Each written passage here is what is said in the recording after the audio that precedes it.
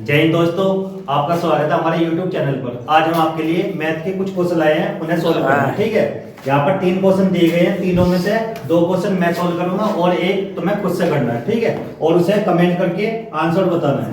सबसे पहला क्वेश्चन क्या है, यहाँ पर एक पेड़ स्थल के शिखर पर 1.6 मीटर ऊंची मूर्ति लगी है।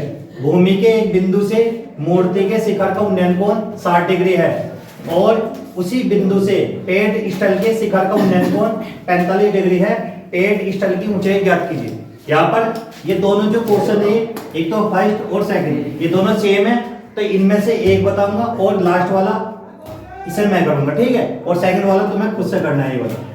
ठीक है, तो सबसे पहले हम पहले वाले क्वेश्चन की स्टार्टिंग करते हैं, शुरुआत करते हैं। समझना है आपको।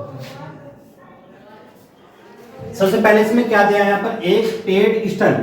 पेड़ स्थल जानते होंगे, जिसके ऊपर है ना एक मूर्ति लगी होती है। तो यहाँ पर सबसे पहले इसे बनाएंगे हम। ये मान के चलो कि ये क्या हो गया, पेड़ स्थल। ठीक है, पेड़ स्थल जिसके ऊपर क्या है, मूर्ति लगी है इसके ऊपर। ठीक है, पेड़ स्थल के शिखर पर 1.6 मीटर ऊंची मूर्ति लगी है। अब इस पर क्या है, एक मूर्ति लगी है। कितनी है, 1.6 मीटर। यहाँ पर समझना, 1.6 मीटर। ये क्या मूर्ति, यहाँ पर क्या लगी है, मूर्ति लगी है यहाँ पर। ठीक है, 1.6 मीटर। भूमि के एक बिंदु से मूर्ति के शिखर का उन्नयन कोण 60 डिग्री है। भूमि के एक बिंदु, यहाँ पर हमने क्या मान लिया, यहाँ पर कोई बिंदु है भूमि का। ठीक है, भूमि के एक बिंदु से मूर्ति का शिखर कहां पर है, जो मूर्ति का शिखर ये है। भूमि के एक बिंदु से मूर्ति के शिखर का उन्नयन कोण 60 डिग्री है। किसका काम, मूर्ति के शिखर का। मूर्ति का शिखर यही है, चोटी। ठीक है, इसका उन्नयन कोण कितना है, यहां पर बोला है 60 डिग्री। ठीक है, 60 डिग्री। और उसी बिंदु से, अब जो उनसे ये बिंदु है, ये वाला बिंदु, इसकी बात हो रही है, उसी बिंदु से पेड़ स्थल के शिखर का उन्नयन कोण। अब पेड़ स्थल का शिखर कौन सा है, ये वाला। ठीक है, उसका उन्नयन कोण कितना है, 45 डिग्री। ये वाला हो गया यहाँ पर 45 डिग्री। ठीक है, पेड़ स्थल की ऊंचाई ज्ञात कीजिए। जो पेड़ स्थल है इसकी ऊंचाई बतानी है, ये वाला। इसे हमने मान लिया क्या है, h। इसकी ऊंचाई पूछिए हमारे से। ठीक है, यहाँ पर नाम रखेंगे हम A, B और C और ये D। सबसे पहले हम ये वाला त्रिभुज लेंगे, सबसे छोटे वाला, और जो ये दूरी है इसे मान लेंगे हम x मीटर। सबसे पहले त्रिभुज कौन सा है, A, B और D में। तो यहां पर लिखेंगे हम त्रिभुज A, B, D में tan थीटा बराबर क्या होता है, सभी को जानकारी है। tan थीटा बराबर क्या होता है, लंब बटे आधार। तो यहाँ पर लिखेंगे लंब अपॉन आधार। tan थीटा का मान कितना है यहाँ पर, अब देखो ये वाला कितनी वैल्यू है, 45। थीटा का मान हो गया 45 डिग्री। लंब कितना है यहाँ पर, इस वाले त्रिभुज की बात हो रही है, सही है, A, B और D। तो यहाँ पर इसकी लंबाई कितनी है, h। लंब कितना हो गया, h। आधार कितना है यहाँ पर, हमने कितना माना, x। tan 45 का मान सभी को पता है कितना होता है, 1 और h अपॉन x। अब हमें जो वैल्यू निकालनी वो किसकी निकालनी है, h की वैल्यू निकालनी। तो हमेशा सवाल किसमें होना चाहिए, h में होना चाहिए। तो यहाँ से यहाँ पर क्या करेंगे, क्रॉस गुना कर देंगे, x की 1 में और 1 की h में। तो x बराबर क्या हो जाएगा, h। अब जो भी इसका मान आएगा h का, उतनी वैल्यू आएगी ना x की वैल्यू। इसका मतलब क्या, जितनी हाइट है पेड़ स्थल की उतनी ये दूरी पर है, ये वाला पॉइंट। ठीक है, अब यहाँ पर त्रिभुज लेंगे हम A, B और C में। त्रिभुज A, B, C में। तो यहाँ पर क्या लेंगे हम, फिर से tan थीटा बराबर क्या होता है, लंब बटे आधार। यहाँ पर लंब अपॉन आधार। अब tan थीटा की वैल्यू क्या है, देखो यहाँ पर 60 डिग्री। सही है, ये वाला जो त्रिभुज है ये पूरा कंप्लीट लेके यहाँ पर कितनी वैल्यू है 60 डिग्री।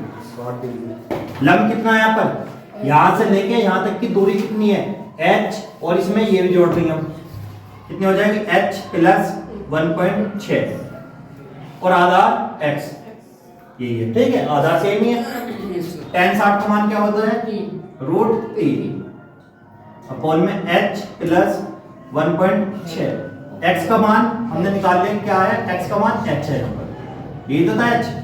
ठीक है, अब यहाँ पर क्या करेंगे, क्रॉस गुना कर देंगे, h की गुना इसमें करेंगे, 1 की गुना इसमें, तो क्या हो जाएगा यहाँ पर 1 की इसमें करेंगे, h प्लस 1.6 बराबर h की √3 में √3h। अब जो h वाले उन्हें एक साथ लेंगे और बिना h वाले एक साथ, यहाँ पर इस वाले को हम इस साइड में ले आएंगे, h ये प्लस का इस साइड में माइनस, h बराबर में।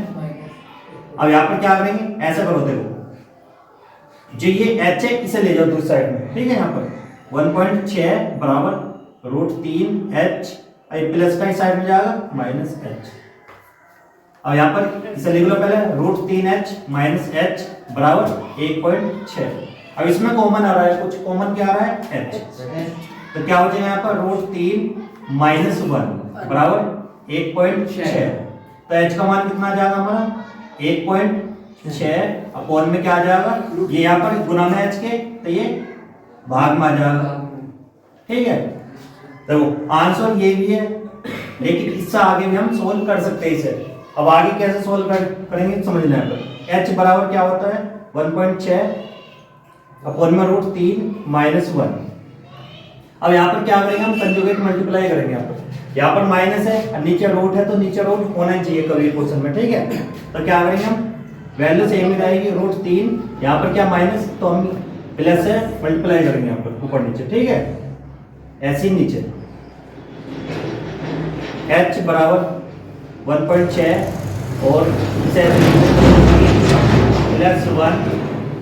अब यहाँ पर क्या, दोनों वैल्यू सेम है लेकिन प्लस माइनस है। यहाँ पर इसकी गुना इसमें करेंगे, माइनस प्लस की माइनस में और 1 की 1 में, इतना करते हैं। ठीक है, √3 की √3 में 3, माइनस प्लस माइनस 1 की 1 में 1, h बराबर 1.6 और ब्रैकेट में √3 प्लस 1 और 3 में से 1 जाएगा 2।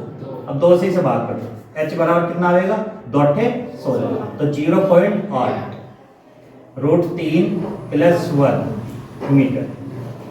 अब क्या पूछा था हमारे से, यही पूछा था कि पेड़ स्थल की ऊंचाई ज्ञात कीजिए। तो यहाँ पर क्या लिखेंगे हम, पेड़ स्थल की ऊंचाई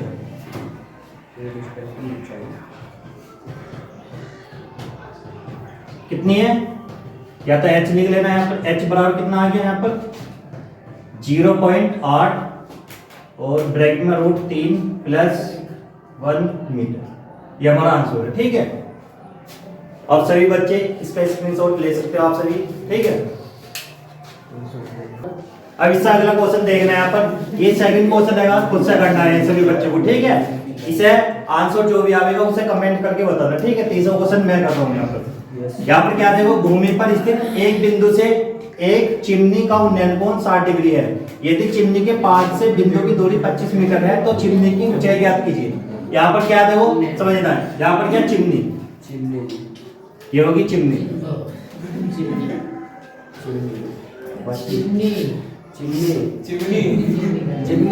ठीक है। यहाँ पर ये क्या चिमनी है, चिमनी ये वाली है जो भट्टे में देखी होगी सभी ने, ठीक है। वहाँ पे भी है चिमनी ठंडे इलाके में। अब इसका जो उन्नयन कोण है वो कितना है, उन्नयन कोण कितना है यहाँ पर 60 डिग्री, ये 60 डिग्री है यहाँ पर। उसके बाद यहाँ पर यदि चिमनी के पाद से बिंदु की दूरी कितनी है, अब चिमनी का जो पाद बिंदु है वो ये है, ठीक है। यहाँ पर जो चिमनी का पाद बिंदु ये है और चिमनी के पाद बिंदु से दूरी 25 मीटर है। एक बिंदु यहाँ पर, इसके जो बीच की दूरी है वो 25 मीटर है यहाँ पर, याद रखें, ठीक है। ये वाली दूरी दे रखी इसमें 25 मीटर।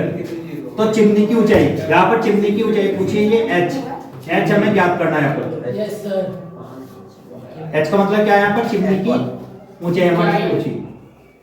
यहाँ पर इनके पॉइंट मान सकते हो a, बी और सी। ठीक है, इसमें एक ही एंगल का यूज होगा त्रिभुज का। ठीक है, तो कैसे यूज समझना है पर देखो, त्रिभुज क्या लेंगे, ए बी सी। सी में tan थीटा बराबर क्या होता है, लंब बटे आधार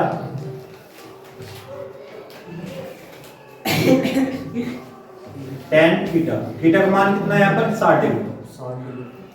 लंब कितना है यहाँ पर h, और आधार कितना है हमारा, आधार की जो वैल्यू दी है वो 25 मीटर, और tan 60 का मान √3 बराबर h अपॉन 25 मीटर। अब इसके नीचे 1 मानेंगे, इनकी क्रॉस गुना 1 की h में कर दो और 25 की √3 में, h बराबर कितना हो जाएगा 25 √3। और यहाँ पर क्या पूछा हमारे से, चिमनी की ऊंचाई, तो यहाँ पर ये लिखेंगे हम चिमनी।